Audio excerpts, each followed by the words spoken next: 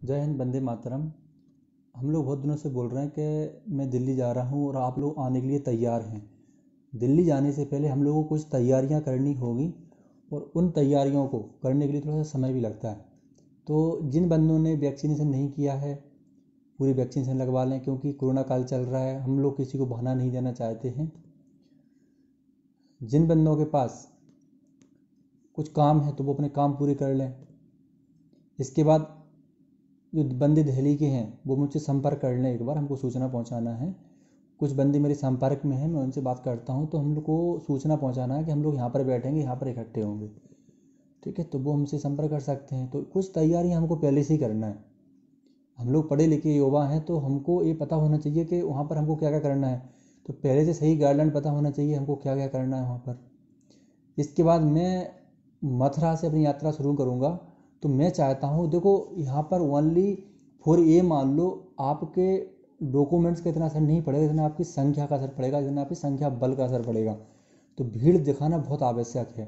मैं सभी से कहना चाहता हूँ, ये पहला मौका है कि हम सबके नेतृत्व में ये सारे कार्यक्रम हो रहे हैं और हमारी एकजुटता और एकता सबको दिखेगी कि आज के जो युवा हैं वो किसी से कम नहीं है, अपना अधिकार छीनना जानते हैं और अधिकारों का पालन करना भी जानते हैं।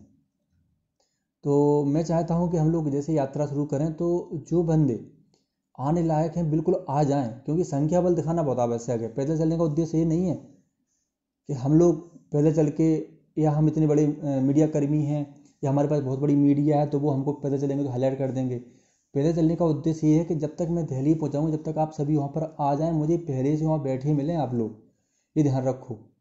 जैसे ही मैं घोषणा करूंगा कि मैं यहाँ से यात्रा शुरू कर रहा हूँ, आप लोग अपने घर से निकलना शुरू कर देना और वहाँ पे यथास्थान दिल्ली पहुँच जाना। और दिल्ली कहाँ पर मिलना है, कहाँ पर बैठना है, ये हम लोग अभी शाम को मीटिंग करेंगे तो उसमें पता चल जाएगा आप लोगों के लिए कि हमें क्या करना है। सभी तैयार रहें, इस बात के लिए ध्यान रखो। हम किसी को बहाना नहीं देना चाहते कि आपके वैक्सीनेशन नहीं है तो वो आगे नहीं जाने देंगे, क्योंकि आप सोचो कि वैक्सीन कैसे चेक करेंगे, वो मोबाइल से चेक कर लेंगे।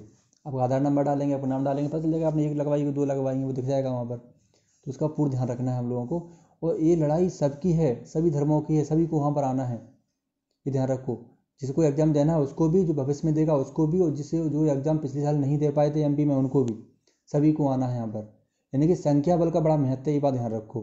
तो ओनली फॉर संख्या जब वहाँ पर दिखेगी बाहर, तो वहाँ पर कुछ ना कुछ हमारा पॉजिटिव रिस्पॉन्स हमको मिलेगा, कुछ अच्छा आश्वासन मिलेगा। अगर नेताजी हमारी नहीं सुनेंगे तो ये मान लो कि सैन्य मुख्यालय ही हमारी सुन लेगा।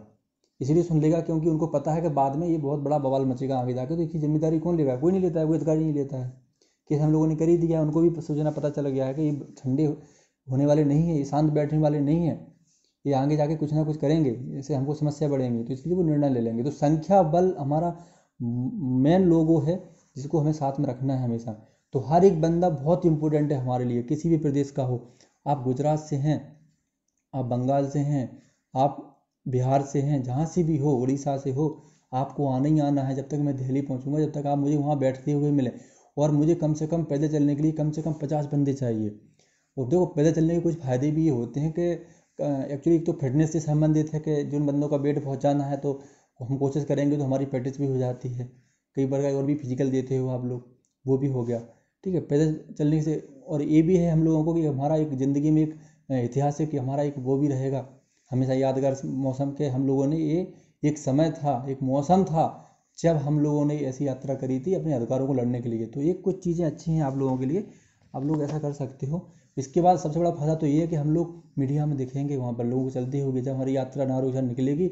और इसका विशेष ध्यान रखना है आप लोगों को, सनातनी अपनी यूनिफॉर्म, मौलवी हैं तो वो अपनी पहन के आएँ सभी, क्योंकि इससे हमारे को धुतकारा नहीं जाएगा, हमारा सम्मान होगा, रिस्पेक्ट होगा। और आप पर किसी भी प्रकार की कोई गलत दृष्टि नहीं डाल सकता। सनातन का जो यूनिफॉर्म है उसका ये बड़ा महत्व है, धार्मिक महत्व है ये। और आपको पता है कि आज जो सरकार है केंद्र में, तो वो आपको पता है कि साधु संतों के प्रति बहुत ही ज़्यादा इमोशनल है, थोड़ी सी है ना, हेल्प भी करते हैं, उनकी सुनी भी जाती है। तो इसका भी हमें फ़ायदा मिलने वाला है वहाँ पर जाकर। ठीक है, ध्यान रखें। जय हिंद, वंदे मातरम।